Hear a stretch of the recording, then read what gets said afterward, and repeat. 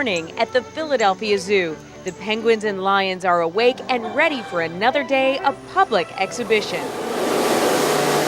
But first, the grounds crew takes care of the morning chores.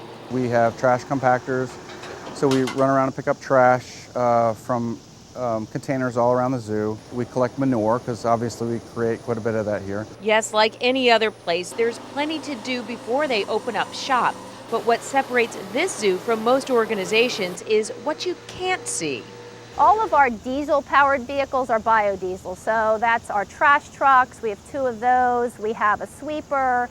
We have a bobcat. All run on what's called fryodiesel, a mixture of regular diesel fuel and trap grease. We're dealing with a grease that's been down the drain, along with who knows what other pollutants and chemicals. We want to make sure that none of the original, any contaminants are out of the fuel before we actually put it into a gas tank.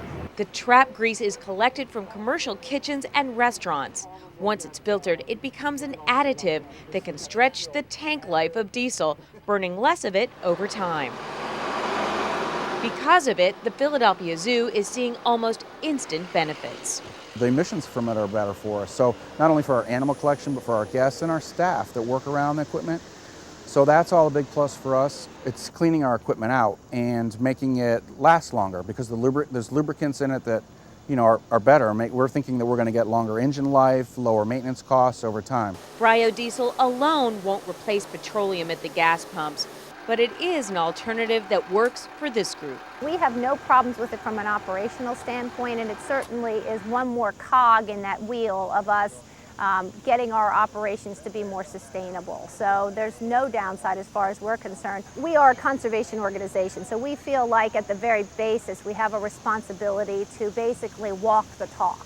I was actually somewhat shocked about how easy it was to do it. You're not really changing anything. You just put a different fuel in the in-ground tank. What we're doing here is a drop in the bucket, but you get enough drops, you got a full bucket. And the fact of the matter is that we have such a petroleum habit in this country that unless we find ways to make fuel from a really, really wide variety of sources, we're just not going to have enough. So we can make a small dent, but it's a meaningful dent.